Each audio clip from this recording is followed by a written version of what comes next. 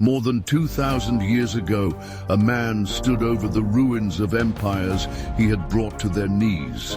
Alexander of Macedonia, more popularly known as Alexander the Great. By the age of 30, he had conquered most of the known world, from Greece to Egypt, from Persia to the edge of India. But this is not a story about conquest. This is a story about something far more personal, something you're probably wrestling with right now.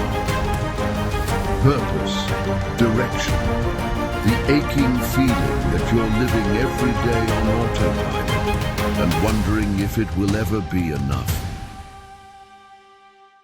Alexander once said, "I am not afraid of an army of lions led by a sheep.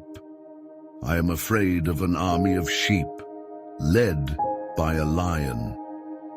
At first glance, it sounds like a quote about leadership and strategy, but go deeper. It's about self-awareness, about choice. Alexander knew the real power wasn't just in numbers or weapons, it was in identity, in knowing who you are, what you stand for, and where you're headed, because without that you become part of the herd. When Alexander defeated King Darius of Persia, his generals gathered around him, waiting for orders, eager to march west or rest. And Alexander, he cried. He looked at the endless land ahead and said, "There are no more worlds to conquer." Imagine that, the greatest military mind in history, feeling lost, not because he failed, but because he succeeded at something that no longer gave him meaning. How many of us are living like this today?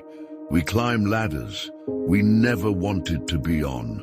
We win titles that no longer make us proud. We reach a version of success and realize it isn't ours. Today's battlefield is different. It's not fought with swords or spears. It's fought in quiet bedrooms at 2 a.m. In therapy sessions, where we finally admit we're burned out. In the decision to walk away from a toxic job or a relationship that drains us.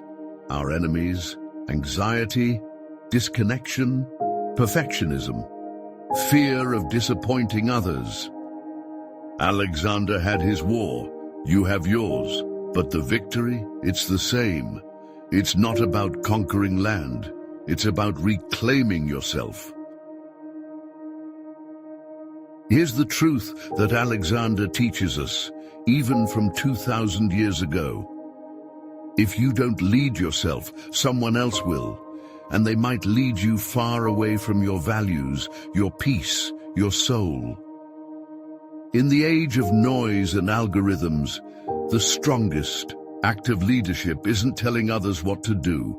It's learning how to say no, to chase purpose over applause, to rest without guilt, to choose your mountain wisely, and not just climb the ones society hands you. You don't need to conquer the world. You don't need a perfect plan or a 10-year vision board.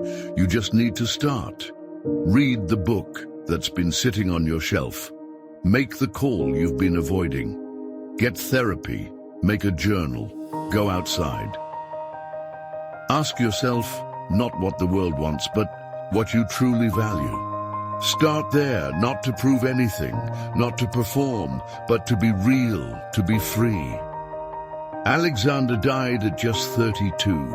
Some say from fever, others say poison, but perhaps the weight of a world he no longer wanted finally crushed him. Don't let that be you. You don't need to conquer the world. You just need to understand it. And then choose your place in it, with clarity and with courage. You were not born to follow blindly. You were not made to live in quiet despair. You are here to live intentionally, to lead yourself, and to walk a path that feels like home.